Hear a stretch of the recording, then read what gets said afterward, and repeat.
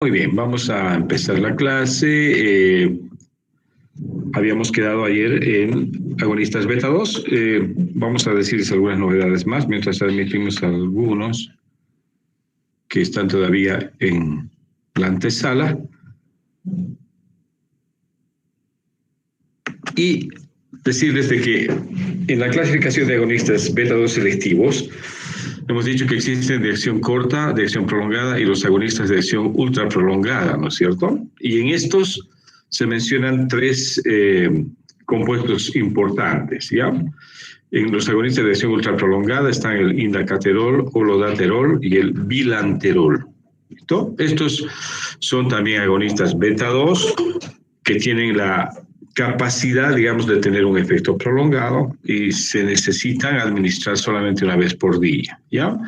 Estos fármacos de acción ultra prolongada son más admitidos en el manejo de la enfermedad pulmonar obstructiva crónica que en el asma bronquial, pero en algunos casos han sido probados, digamos, y con efectos, sobre todo en el asma crónico, con efectos bastante prometedores, ¿no? Existe otro compuesto que es el bambuterol, que es un agonista de acción prolongada, que tampoco lo hemos mencionado, y que este compuesto es más para el asma bronquial, ¿no? Bueno,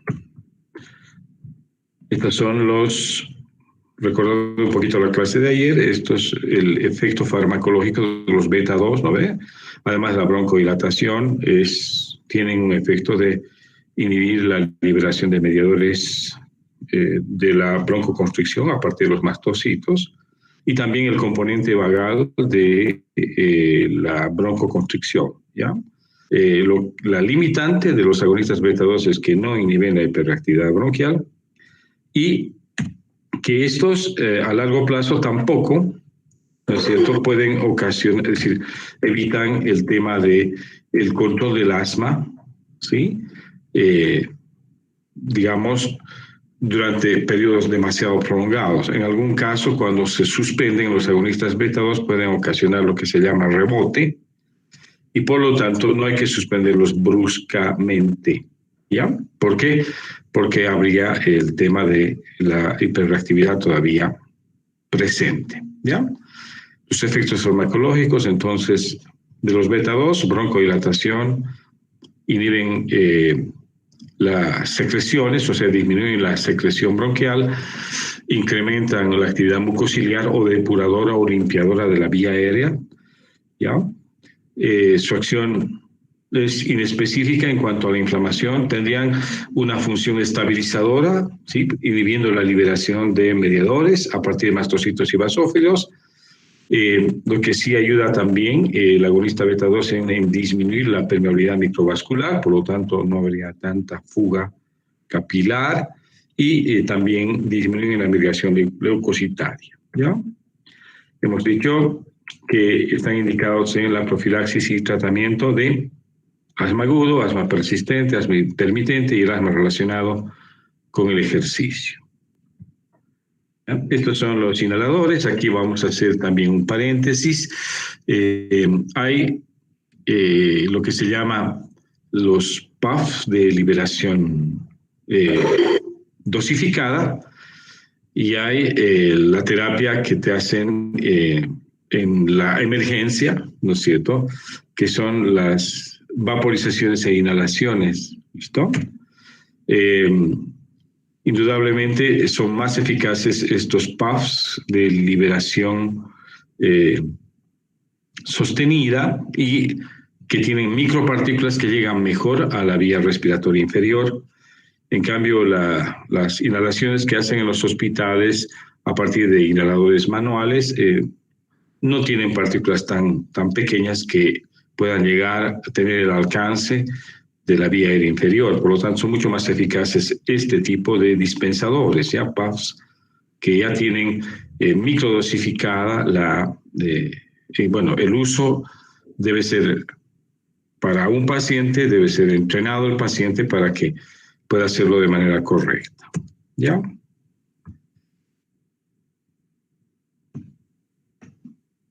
Muy bien, las reacciones adversas de los beta-2, hemos dicho temblor fino, taquicardia, palpitaciones. Esto es cuando se utilizan los no selectivos, sobre todo por acción beta-1, ¿no ve? A nivel cardíaco, las arritmias cardíacas, obviamente, si utilizamos los no selectivos. En los selectivos, estos efectos son raros, ¿ya? A nivel del sistema nervioso central, la intranquilidad y el nerviosismo se presentan más con los no selectivos. Y esto es lo que preocupa, ¿no ve? En algunos casos hay una ineficacia progresiva, ¿ya? Porque puede haber taquifilaxia o tolerancia. Es decir, en el transcurso del tiempo y a medida que se va utilizando por largos periodos de tiempo, algunos de estos compuestos agonistas beta-2 selectivos, broncodilatadores beta-2, pueden ocasionar tolerancia, o sea, una menor respuesta a las dosis convencionales, ¿ya? Estas son las presentaciones más frecuentes. Hemos dicho la vía inhalatoria es la vía preferida, pero algunos otros, como los no selectivos, vienen por vía sistémica también, ¿no?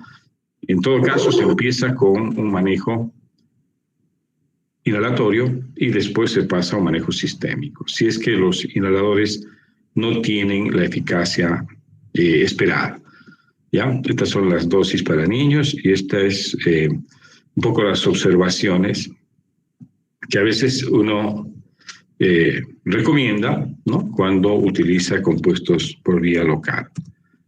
¿Ya? Estos son los no selectivos, la epinefrina, el isoproterenol, también son potentes vasodilatadores, broncodilatadores, pero su uso está limitado porque no son selectivos y por lo tanto tienen un efecto alfa en el caso de la epinefrina y en el caso del isoproterenol un efecto beta-1 presente que pueden ocasionar disturbios cardíacos como las arritmias, ¿ya? Muy bien, estos son los aspectos positivos y negativos de los agonistas beta-2 que ya los hemos visto y aquí habíamos quedado, ¿no? En los fármacos metilsantínicos, ¿ya? Vamos a tratar de dar una cabida a algunos que están por ahí todavía tocando la puerta y enseguida continuamos, ¿ya? Bueno, ahora sí. Entonces, las metilsantinas, si ustedes se acuerdan, son compuestos que son derivados de la café, del café, del té y del cacao, ¿no es cierto? Hablamos de la teofilina, teobromina y la cafeína. En este caso, derivado de la teofilina es lo que se utiliza en el manejo del asma bronquial, ¿ya? Estos compuestos son potentes broncodilatadores, ¿ya? Pero de eficacia menor que los agonistas beta-2, ¿ya? La teofilina es la 1,3-metilsantina. Esta es la más indicada en el manejo del asma bronquial. ¿Listo? Tiene bastantes presentaciones o variantes, tanto de acción inmediata como de acción prolongada. Hay preparaciones de liberación sostenida, hay compuestos parenterales, ¿ya? Y el uso es, obviamente, para el asma bronquial. Dice, hay variantes como la elixofilina y hay una teofilina micocristalina, que son drogas que son preparados que pueden utilizarse como segunda alternativa broncodilatadora en el asma bronquial, ¿ya? La aminofilina es una presentación parenteral, es un compuesto de etilendiamina teofilina que también es bastante utilizado sobre todo en la emergencia, ¿ya? Y hay un inhibidor llamado selectivo de la fosfodiesterasa 4 que está relacionado con la broncoconstricción, ¿ya? Que se llama el roflimulast. Entonces, cuando se inhibe esta fosfodiesterasa 4, se obtiene una adecuada broncodilatación. Obviamente, este fármaco ha sido aprobado más en la enfermedad pulmonar obstructiva crónica que en el asma, ¿ya? Pero sin embargo lo mencionamos como una alternativa acá. Pero es más eficaz en el EPOC, ¿ya? Muy bien, vamos a ver la farmacodinámica ahora de las metilsantinas, ¿ya? Tienen 3 mecanismos de acción, tienen un triple mecanismo de acción. El primero es la inhibición de las fosfodiesterasas 3 y fosfodiesterasa 4, ¿ya?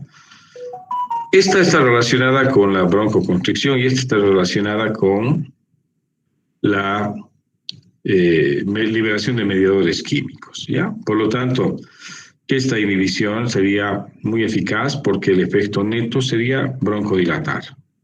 ¿Listo? Cuando hay fosfodiesterasas presentes, hay obviamente un componente broncoespástico severo y también hay liberación de mediadores. Pero cuando hay estos compuestos metilsantínicos inhiben la fosfodiesterasa, obviamente el efecto es broncodilatador y un poco menor inflamación, ¿ya? Disminuye el caso intracelular. Cuando se administra metilsantinas, se obtiene un incremento del AMP cíclico y del GMP cíclico. Esto también tiene una acción broncodilatadora, ¿ya? Y el otro efecto sería la inhibición de los receptores de adenosina. ¿Listo? Lo cierto es de que relajan el músculo liso. Ese es el primer efecto obtenido, en este caso el bronquio. Estimulan el corazón y disminuyen la actividad inmunitaria. ¿Ya? Disminuye la respuesta inmunológica, ¿ya? Entonces, en cuanto a esto, es que potencian a los inhibidores de síntesis de prostaglandinas y el efecto antiinflamatorio también es un efecto adicional que uno obtiene, además de la broncodilatación, ¿ya? Cuando se administran junto con los corticosteroides, las metilsantinas, como la teofilina, incrementan la eficacia de estos, ¿ya? Porque hay menos desacetilación de histonas. Esto tiene que ver con inflamación, o sea que mejoran la eficacia de los antiinflamatorios, ¿ya? Muy bien. Aquí está graficado un poco el blanco donde actúan los beta-agonistas y aquí está el mecanismo. El primer mecanismo de acción señalado para los metilsantínicos, ¿no? La inhibición de la fosfodiesterasa. ¿Listo? Entonces, el aumento del AMP cíclico, broncodilatación, ese es el efecto, digamos, mejor identificado. Pero además de los otros dos que hemos señalado, que serían benéficos en el manejo del asma, ¿ya? Entonces, ¿qué tenemos como droga prototipo? Es la teofilina, ¿ya? La teofilina. Esta viene en diferentes presentaciones, ¿ya? Por vía oral, vía inhalatoria, vía parenteral, ¿no? La biodisponibilidad de estos compuestos es del 90 al 95%, es muy buena. Su vida media es de 7 a 11 horas. Tiene una elevada afinidad por las proteínas, en un 60-80%. Un buen volumen de distribución, porque no solamente llegan al compartimento extracelular, sino atraviesan la placenta y pueden llegar a la leche materna en caso de lactancia. Se metabolizan a nivel hepático por primera y segunda fase y su excreción es por vía renal. Ese es el comportamiento farmacocinético de la teofilina. ¿Cuáles son los efectos farmacológicos? ¿Ya? Los efectos farmacológicos hablamos de a nivel del aparato respiratorio. La broncodilatación es el primer efecto. Esta broncodilatación no es tan eficaz como la que se obtiene utilizando los agonistas beta-2, ¿ya? Se habla de una disminución de la resistencia pulmonar, aumentan la actividad ciliar, ¿ya? Y también inhiben la degranulación de células como los plasmocitos, eosinófilos y basófilos, y por lo tanto la producción de mediadores químicos de la broncoconstricción y la inflamación, ¿ya? Un efecto adicional es de que estos compuestos mejoran la contractibilidad de músculos estriados y esto se ve en un mejor desempeño del diafragma. Ustedes saben que la respiración depende de mucho de la función diafragmática. Entonces, estos fármacos potencian la contractibilidad del diafragma y por lo tanto mejoran la fuerza de la ventilación, ¿ya? Y también pueden disminuir las secreciones bronquiales, ¿ya? A nivel del sistema nervioso central, lo malo de estos compuestos, ¿saben por qué no han ganado tanto terreno? Porque no son tan selectivos a nivel respiratorio. simultáneamente a nivel de otros aparatos tienen efectos. Y es por eso de que se prefieren los agonistas beta 2, que son mucho más selectivos. En cambio, estos metilsantínicos tienen efectos en otros aparatos y sistemas que limitan su uso, ¿no? ¿Por qué? En el sistema nervioso central, a medida que va aumentando el efecto, estos pueden producir, o sea, son estimulantes del sistema nervioso en general, y cuando las dosis son más altas pueden llegar a producir nerviosismo, temblor, coma y muerte, ¿listo? O sea, convulsiones y muerte. Es decir, hay que tener mucho cuidado con la dosificación y el monitoreo de la terapia, ¿ya? También estos producen estimulación del centro respiratorio, aumentando la frecuencia respiratoria, estimulan el centro vasomotor y estimulan el nervio vago, ¿ya? A nivel cardíaco existe una estimulación cardíaca, hay un aumento de la frecuencia y de la fuerza de contracción. Los metilsantínicos en algunos casos han sido también prohibidos por el uso en actividades deportivas, ¿no? Porque por esos efectos estimulantes que tienen, ¿ya?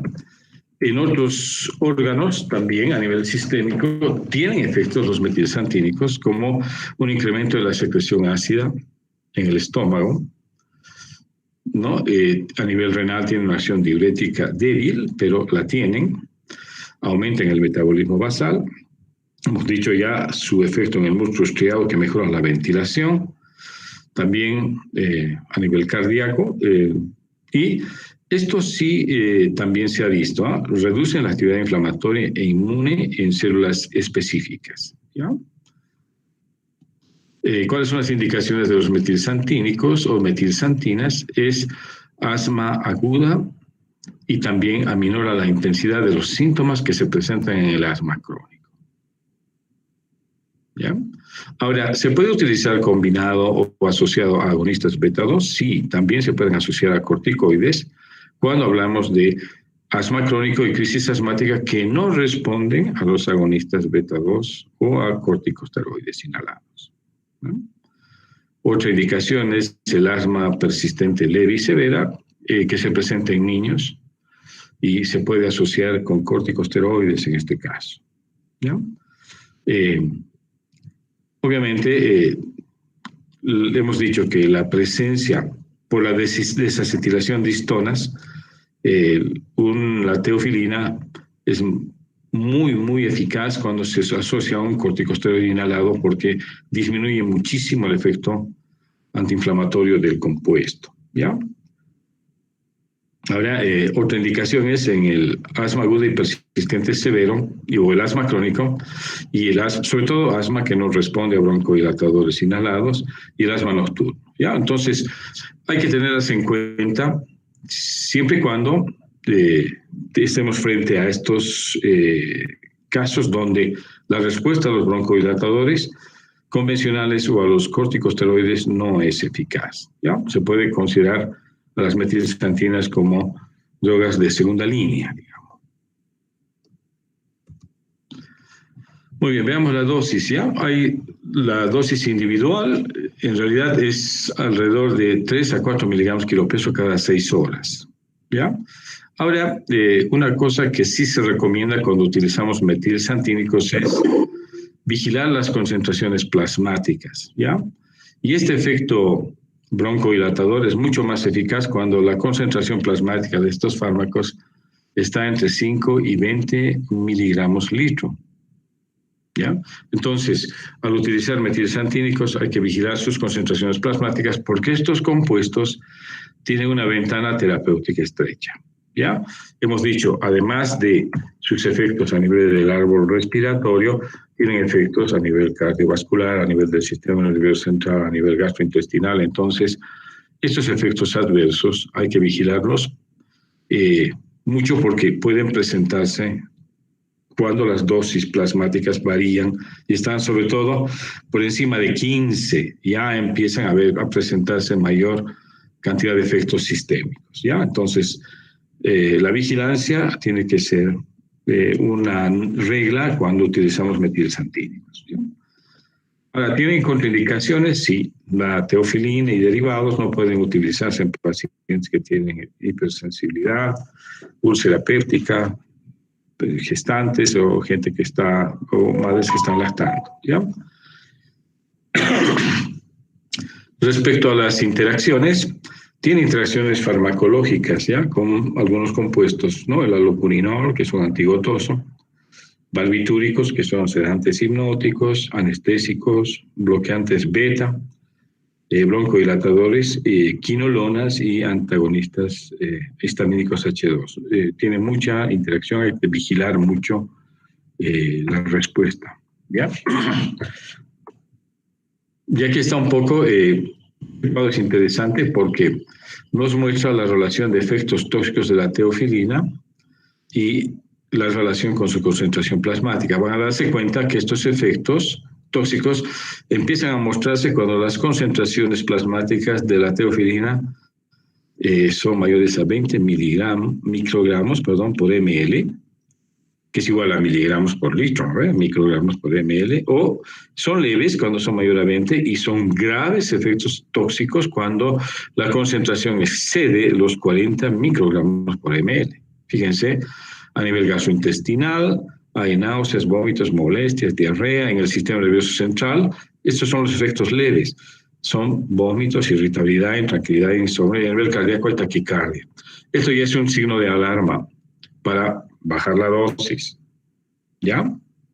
Ahora, si las concentraciones superan esto de los 40 microgramos por ml, a nivel gastrointestinal ya hay vómitos, borra de café, deshidratación. En el sistema nervioso central puede haber convulsiones, coma, hipertermia, y a nivel cardíaco puede haber arritmias cardíacas. Entonces, mucho cuidado cuando administramos los derivados de la teofilina, sobre todo por vía parenteral, ¿ya? La aminofilina es un compuesto que se utiliza, viene en ampollas de 20 ml y existe en las unidades hospitalarias, en los centros hospitalarios, sobre todo para pacientes internados, ¿ya?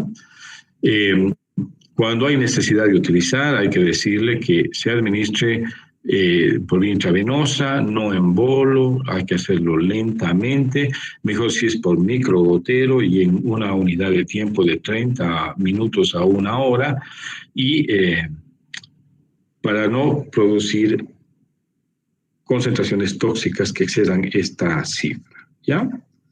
Yo he visto en la Caja Nacional, cuando estábamos de internos, cómo se producían estas complicaciones. Una vez en la emergencia tuvimos una arritmia cardíaca severa por administración en bolo de la aminofilina, en un paciente con una crisis asmática. Yo me acuerdo de eso. Se murió el paciente en la emergencia. Entonces, hemos dicho ventana terapéutica estrecha, mucho cuidado con la vigilancia plasmática, y esto que les quede a ustedes bien grabado, que las reacciones adversas a la teofilina y derivados se presentan ya a partir de los 15 miligramos litro, ¿ya? Empieza a ser más común cuando las concentraciones alcanzan los 20 miligramos litro, y obviamente por encima de 40 miligramos por litro se producen convulsiones y arritmias cardíacas. Entonces, mucho cuidado con la dosificación y la vigilancia estrecha. Muy bien, hasta acá los fármacos derivados de la metilsantina y las variantes de la teofilina, como la aminofilina, la difilina, el roflimulast, etc. Veamos ahora los compuestos antimuscarínicos, ¿ya? Sabemos de que hay un componente vagal en la broncoconstricción, y esto depende mucho de la liberación de acetilcolina en la terminal nerviosa, ¿no? Sobre todo postganglionar, ¿ya? Entonces, el bloqueo de esta liberación, ¿no? Es decir, el antagonismo farmacológico que tiene la atropina y derivados, mejorarían la broncoconstricción, es decir, harían un efecto broncodilatador, tendrían. Entonces, cuando este componente vagal es importante, estos fármacos sí son eficaces, ¿ya? Hablamos de la atropina, derivados cuaternarios, ¿ya? Como el bromuro de ipratropio, el ipratropium solo, el tiotropium y el aclidinio, ¿ya? Estos son atropina y derivados cuaternarios que no tienen efecto a nivel del sistema nervioso central, la atropina sí, que se utilizan en el asma bronquial. ¿Listo? Veamos un poco la farmacocinética. Estos agentes antimuscarínicos cuaternarios, administrados por vía inhalatoria, no tienen efecto sistémico, por lo tanto bloquean los receptores muscarínicos y tienen un efecto broncodilatador, ¿no? Desde el punto de vista farmacodinámico, ¿cómo lo hacen? A través de una inhibición competitiva del efecto de la acetilcolina en los receptores muscarínicos a nivel bronquial, ¿ya? Pues entonces, el efecto es que hay un bloqueo de la contracción o la broncoconstricción de la vía respiratoria o del árbol bronquial y por lo tanto también se bloquea la secreción de moco, ¿ya? Perdón, habría un incremento en la secreción de moco, no, bloquean la secreción de moco, inhiben la secreción de moco por la actividad vagal, ¿no es cierto? Hemos dicho, uno de los efectos de agonistas muscarínicos es broncoconstricción e hipersecreción bronquial, ¿no ve? Cuando damos antagonistas muscarínicos como estos, se broncodilata y disminuye la secreción de moco a nivel bronquial. Ese es el efecto. Muy bien. Muy bien, ustedes tienen acá la gráfica donde se muestra el efecto broncodilatador de los antagonistas muscarínicos, ¿ya? Y hemos dicho que estos receptores muscarínicos están distribuidos en gran número a nivel del árbol bronquial. Lo que pasa es de que no siempre es el efecto vagal únicamente el que produce broncoconstricción, ¿no es cierto? Sino existen otras vías llamadas no vagales que son responsables de la broncoconstricción. Ahora, cuando este componente vagal en algunos pacientes es importante, estos fármacos son muy eficaces, ¿ya?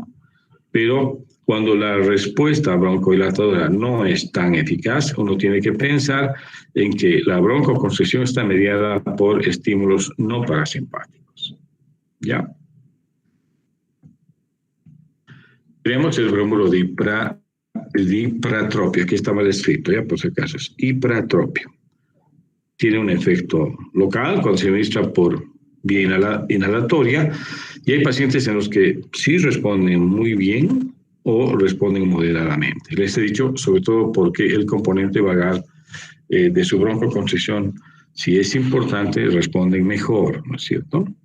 Y otro compuesto llamado el tiotropium es un antimuscarínico de acción prolongada, ¿ya? Y estos compuestos se utilizan mejor en el tratamiento de la enfermedad pulmonar obstructiva crónica. Ambos en realidad responden, o sea, funcionan mejor en el EPOC que en el asma bronquial. Pero sin embargo, en algunas formas de asma ayudan muchísimo en pacientes, sobre todo en los que el componente vagal es importante. Volvemos a repetir eso, ¿ya? Están los usos clínicos. Dice, solos no son tan eficaces, pero si utilizamos combinados con agonistas beta-2 o con corticosteroides, se puede mejorar su eficacia, ¿ya? Y si ustedes van revisando un poco conmigo el tema, muchos de estos compuestos vienen asociados, ¿ya? Porque la asociación, no es rara la asociación de un agonista beta-2 con un corticosteroide inhalado, y no es rara la asociación de una metilsantina, como la teofilina, con un beta-2 o con un corticosteroide, y también cuando hablamos de antimuscarínicos, estos también mejoran su eficacia cuando se asocian a agonistas beta-2 o corticosteroides, ¿ya? Entonces, los usos clínicos se han ido posicionando en la medida que se han ido recabando experiencia, ¿ya? Entonces, los antimuscarínicos son eficaces o están indicados en, mira, 1/3 de los pacientes asmáticos responden bien, ¿ya? Están indicados en asma bronquial que no responde a agonistas beta-2. O sea que los broncodilatadores de primera línea no funcionan, entonces hay que utilizar antimuscarínicos. ¿no? Hemos dicho, el asma con componente vagal importante responde muy bien. Hay pacientes que no toleran los agonistas beta-2, en los que habría que pensar en sustituir la terapia broncodilatadora con antimuscarínicos. Ahora, cuando los corticosteroides solos tampoco mejoran la respuesta, se pueden asociar a antimuscarínicos, pueden mejorar muchísimo la eficacia de estos, ¿ya? También esto se pueden asociar a los agonistas beta-2, los metilxantínicos, los antimuscarínicos, cuando se quiere prolongar el efecto broncodilatador, ¿ya? ¿Cuál es el mejor fármaco, digamos, de los antimuscarínicos? Es el ipratropio, ¿ya? Sobre todo en pacientes que tienen ya un asma crónico y principios de EPOC, ¿listo? Ahora, este fármaco obviamente funciona mejor cuando viene asociado a agonistas beta-2, ¿ya? Inhalados. ¿Estamos? Ahora, el aclidinio, que es un fármaco, también se administra por vía inhalatoria, es un antimuscarínico cuaternario, tiene 2 horas de acción, pero no funciona tanto en el asma bronquial, sino está más indicado, es recomendado en la enfermedad pulmonar obstructiva crónica. Muy bien, vamos a ver ya algunas características de estos compuestos, como el ipratropio. La dosificación generalmente es por vía inhalatoria, son aerosoles con dosis de un total de 200 dosis, ¿no ve? Medidas de 18 microgramos por aspiración. En esto el paciente tiene que ser entrenado para ser correctamente aplicado. ¿Listo? Y vienen también en formas que se administran por vía de la nebulización, ¿no? Entonces, obviamente, con la cantidad recomendada, ¿no ve? Y con un intervalo de dosificación también establecido de acuerdo a la intensidad de los síntomas, ¿listo?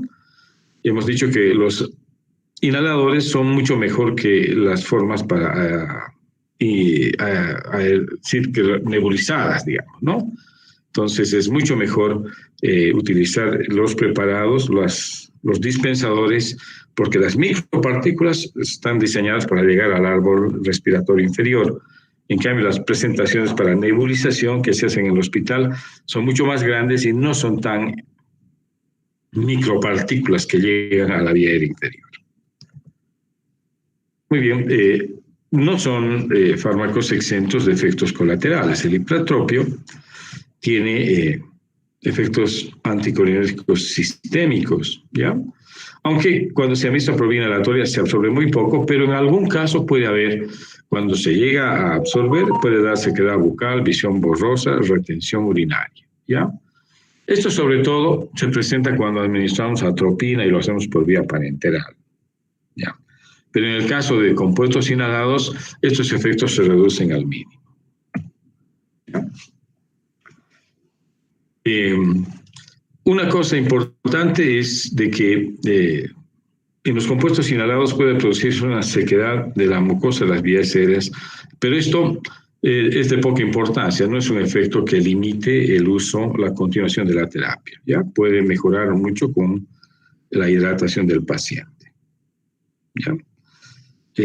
Ahora, en algunas formas, presentaciones del ipratropio, sobre todo para nebulización, a veces estos compuestos vienen con aditivos como el cloruro de benzalconio o soluciones hipotónicas. Entonces, estos han sido identificados como responsables de un broncoespasmo, que sería un efecto contrario al buscado que se puede presentar, ¿no ve? Entonces, ahora las presentaciones de ipratropio generalmente no vienen asociadas a estos aditivos como el benzalconio o soluciones hipotónicas, porque se han identificado que estas podrían ser responsables de un efecto paradójico.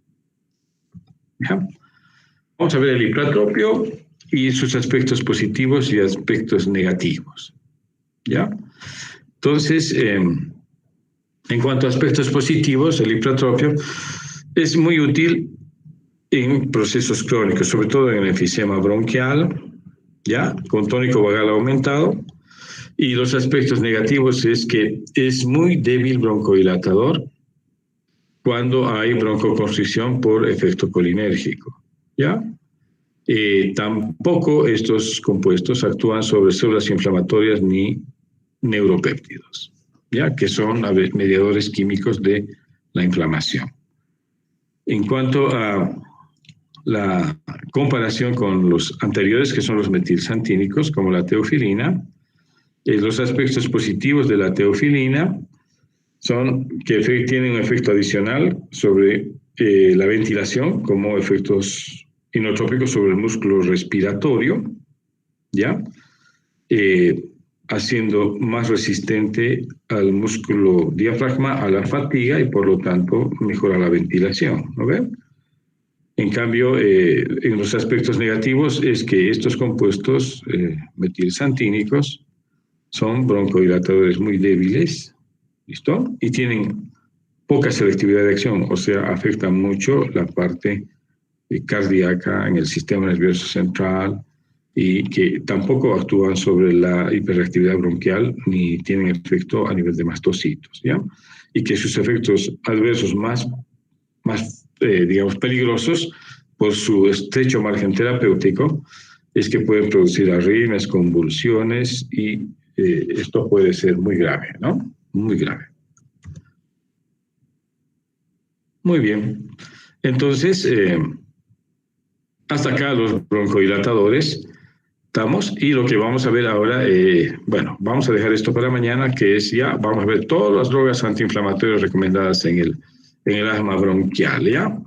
Empezando por lo que se llama los estabilizadores de membrana, vamos a ver después los antileucotrienos y vamos a ver después los glucocorticoides. Bueno, aquí vamos a poner un stop y bueno, les voy a pedir por favor paciencia. He programado la clase para que ingresen directamente, pero parece que esto está dando problemas porque están pidiendo todos permisos, es como abrirles la puerta a cada uno. No importa, vamos a tener esa paciencia si es que mañana en la clase se presentara este contratiempo, ¿ya?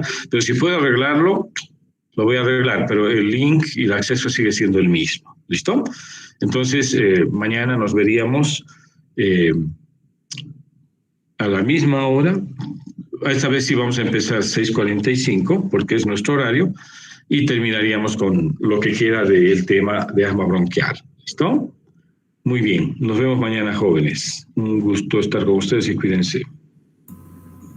Gracias, doctor. Hasta luego. Muchas gracias. Hasta luego, doctor.